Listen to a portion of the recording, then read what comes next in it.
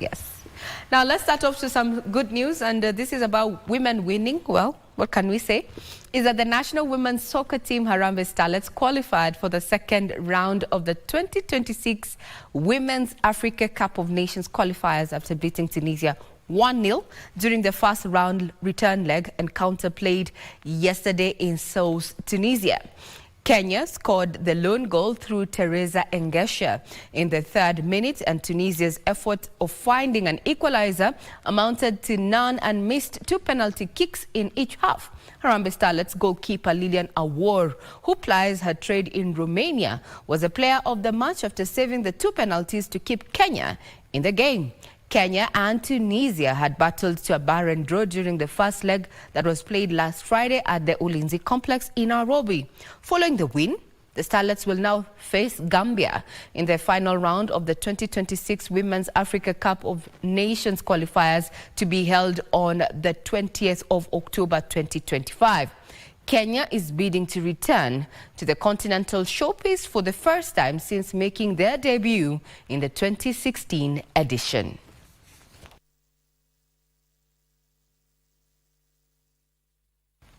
Well, ladies, just to remind you that KBC is indeed your true sports partner, and we'll be keeping tabs on that. So save the date, and we wish the Harambee Starlets all the best come that particular match against Gambia that is slated for the 20th of October this year. Well, ladies, now to security matters is that the Kenyan team searching for over 20 fishermen who went missing following an attack in Tondonyang village near Lake Turkana in Turkana County have been allowed access into Ethiopia. According to Interior Cabinet Secretary Kipchumba Murkomen, the team has already accessed the area of the incident and is searching for the missing persons and 15 boats. Village in Turkana County is still reeling from Saturday's attack, said to have been carried out by members of the Dasanech militia from neighboring Ethiopia, leading to the disappearance of over 20 Kenyan fishermen. On Monday, Interior and National Administration Cabinet Secretary Kipchumba Murkomen, who toured Tondonyang village, formed a team led by the regional commissioner to negotiate with the Ethiopian authorities to facilitate access to the Ethiopian side. Ambao wajapatikana. Nimepatia orders regional commissioner wetu hapa. Mmeona regional commissioner wako hapa.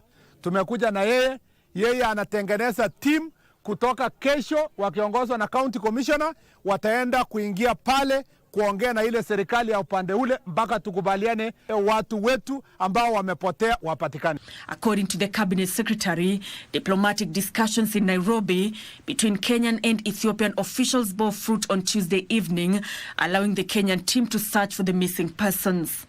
On Wednesday, the Kenyan contingent working with the Ethiopian counterparts is said to have started the search efforts. The government has called for calm while assuring the public that efforts are ongoing to restore normalcy and account for all missing persons.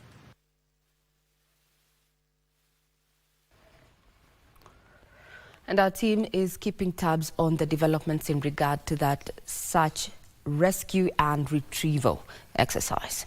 Now, to Health Cabinet Secretary Dr. Deborah Barasa on Wednesday came under intense scrutiny at the Senate as lawmakers questioned the government's preparedness in implementing Taifa Care and rolling out the Social Health Authority. Senators put the Cabinet Secretary on the spot over the withdrawal of private and faith-based hospitals from the SHA. Now, the exclusion of civil servants from private healthcare facilities and the persistent funding challenges threatening the success of the program. The grilling came amid growing public outcry over the efficiency or inefficiencies of SHA. Health Cabinet Secretary Dr. Deborah Barasa faced a tough grilling session in the Senate on Wednesday morning over the troubled rollout of the new national medical scheme, whose only interest with health matters is the budget allocation to your ministry. All policy-related matters are implemented at the county governments, Mr. Speaker. You can hear the kind of questions that senators are asking. Some of them is purely on account of the fact that this ministry has failed to interact with this House in the manner that it ought to be. Senators questioned the government's preparedness to implement Taifa Care, citing funding gaps, staffing shortages, and the withdrawal of private and faith-based hospitals from the Social Health Authority. Can the Cabinet Secretary standing here before the Senate today confirm to us that there is no family in this country that has planned a harambe for this weekend to get payment for a loved one to obtain health care, including that baby Ariana, Honorable Speaker?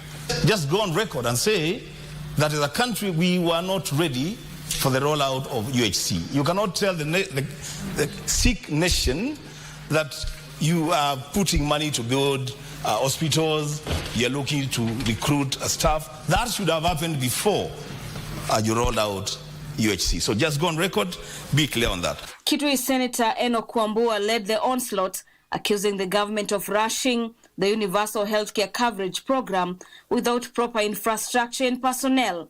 Senators further challenged the cabinet secretary, demanding answers on why civil servants were being turned away from private hospitals due to unpaid debts by the defunct National Health Insurance Fund. If she's aware that civil servants are not getting treatment or denied treatment in private institutions, and now because it is because of the debts that the government owed through NHIF and SHA.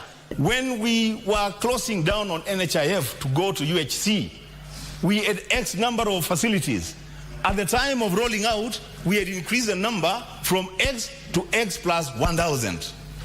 We had X number of doctors. We increased the number from X to X plus 20,000. Those are the figures that are expected. Not literature, Mr. Speaker. I thank you. In response, Dr. Barasa assured senators that the Health Ministry was in talks with the National Treasury and other government agencies to settle outstanding dues owed to private and faith-based health facilities. Human resource for health, again, is a journey. Once we have our health financing, once our patients are being seen, once the products are reaching to the facility, then the resources continue to accrue, then we can have even more human resources coming in and again supporting us in the implementation of UHC. Senators also poked holes into the new benefit packages under the Social Health Authority. So now, while that was happening, doctors working in public health facilities in Nairobi County are now threatening to down their tools today. According to the Kenya Medical Practitioners and Dentists Union, KMPDU, Nairobi branch chairman, Derogris Maelo, the strike is in response to the failure by the county government to meet a raft of demands, among them payment of salaries. Maelo lamented that the factors have significantly incapacitated doctors in the county to effectively deliver quality medical care to patients. A week after Doctors Union KMPDU issued a 30-day strike notice to the Ministry of Health to settle the payment and posting of medical interns, doctors in Nairobi County have formally resolved to down their tools starting midnight tomorrow. Solidarity forever, for the union makes us strong. While issuing the strike notice today, KMPDU Nairobi branch chairman Gracious Maelo claimed that all Nairobi County doctors will boycott work due to, among others, illegal salary stoppages and dismissal. Enough is enough. There are so many other issues. We have like doctors in Mama Lucy, consultants who have been working for 5 years without pay. You can imagine. They are all salaries, in basic salaries, over 300 million each, 4 doctors. This county doesn't care. Come Thursday, midnight, there will be no doctor in any of these hospitals. Mbagathi, Pumwani, Mama Lucy, Mama Margaret, level 3s, level 2s, level 1s, level 0s. KMPDU is accusing the government of fueling the doctors' decision to strike over what it termed as deliberate incapacitation of their services by failing to address their concerns. But I still want to promise you that we'll do everything within the next 72 hours. We'll do everything to make sure that we try and call off this strike. We'll do everything. But remember, the ball is not in our hands. We passed this ball to your governor 2 weeks ago. It is for him to score a goal. Not 3 goals, not 2 goals, just a goal. The goal of prioritizing health in this county. Should the Nairobi doctors make true their threat, The health sector could plunge into a crisis following the decision by the Rural and Private Hospital decision to suspend services offered under the Social Health Authority share. That was yesterday, and today we're going to be keeping tabs if indeed they make do with their threat to down the tools. To politics now. The National Rainbow Coalition Kenya party leader Martha Karua is set to unveil a political outfit dubbed People's Liberation Party today. The rebranding is ahead of a new coalition said to be in the works by opposition political figures in the country in preparation for the 2027 general elections. Now, Kenya was formed after Mwai Kibaki and Raila Odinga's allies split following the defeat of the constitutional amendment referendum in 2005.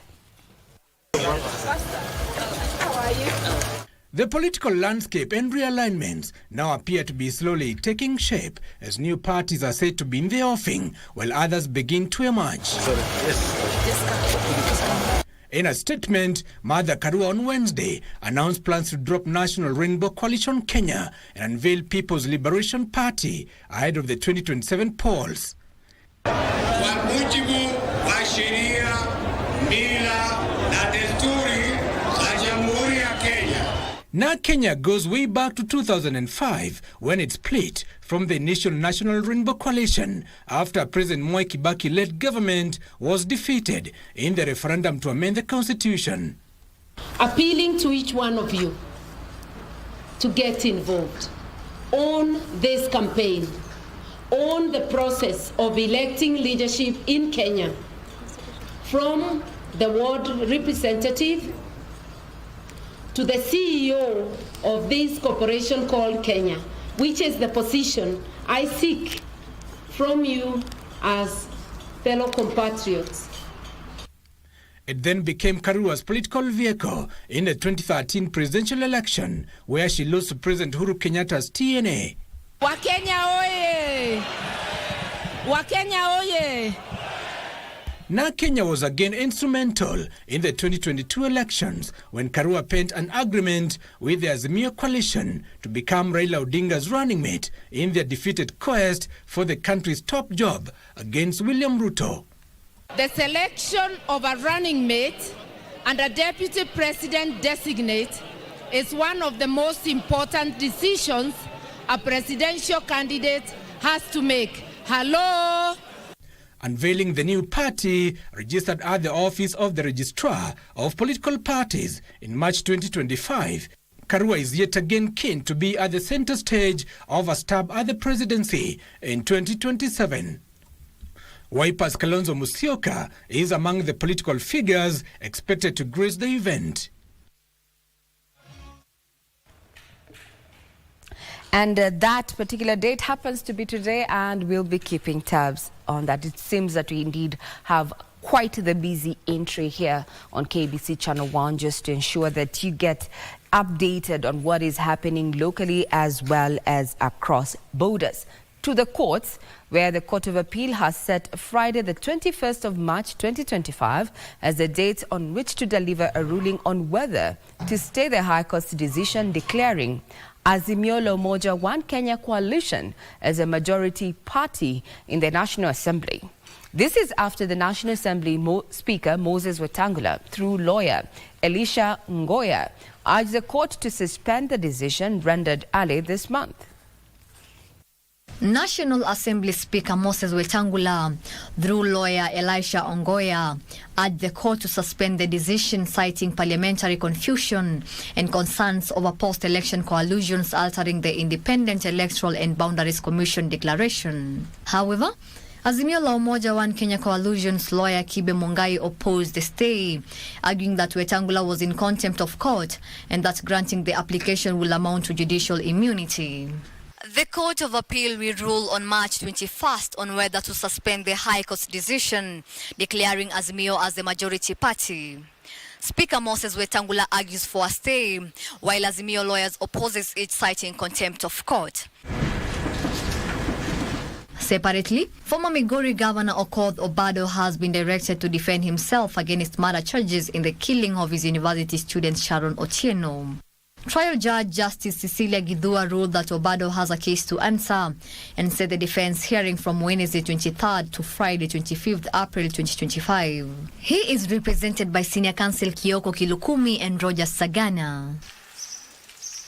Meanwhile, in the lower court of Milimani, a senior manager at a Nairobi-based printing firm, Chekachi Narashima Rao, was charged with theft and forgery involving over 254 million shillings. The prosecution termed Rao a flight risk, but the court granted him a bond of 10 million shillings with a condition to surrender his passport. The amount in question being 254,461,768, which I believe is a substantial amount to warrant the review of the earlier bond terms.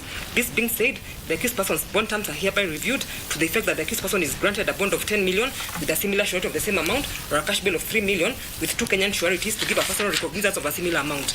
Pending the determination of the application by the counsel for the accused person dated the 13th of January 2025, the accused person's passport will also remain deposited in court. The case will be mentioned on Wednesday, 12th March 2025. Finally, a Kiambu court has granted investigating officers from Kihara Directorate of Criminal Investigation Office 21 days to detain a woman and her mother-in-law as investigation into the murder of her 4-year-old son continue. Hatujaweza kuwa na habari kamili ya ni nani alikuwa na mtoto dakika za mwisho mpaka ile wakati mwili wa mtoto uliweza kupatikana kichakani. Appearing before Kiambu's resident magistrate Nilian Wambui, the investigating officer David Ngechu told the court Ian Misingi's mutilated body was found in a thicket in Gashie 8 days after his disappearance. Naona pia hakujaweza kuwa na ripoti yoyote kwa kituo chochote cha polisi kuhusiana na kupotea kwa huyo mtoto. Granted 21 days to hold both respondents at Kihara Police Station, mentioned on the 19th of March before court number 7. The pre-trial is scheduled for 19th March 2025. To business, the Agriculture Ministry has placed a moratorium on the importation of wheat, directing millers to purchase the produce held by farmers.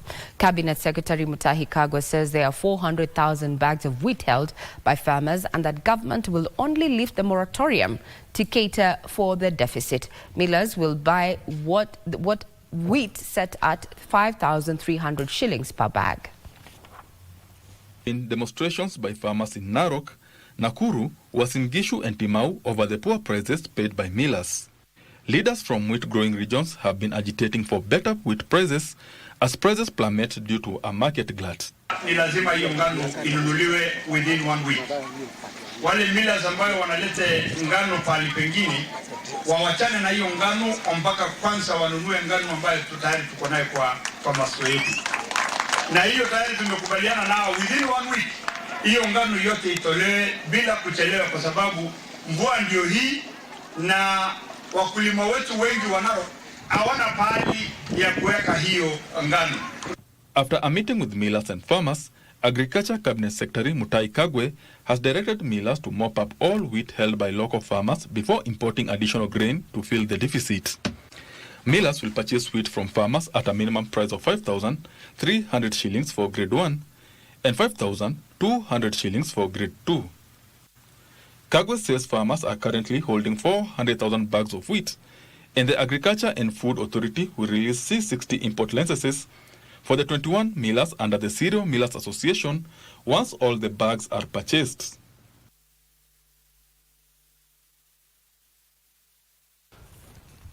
Well, that effectively puts a cap on matters in the headlines this morning on Good Morning Kenya. Be sure to peruse our website at www.kbc.co.ke for further updates. We're keeping tabs on the new political outfit that is supposed to be unveiled today by none other than the National Rainbow Coalition Kenya party leader Martha Karua, looking at how, this is a formation that is looking at, getting ready ahead of the 2027 general election. So who will be part of this particular new party?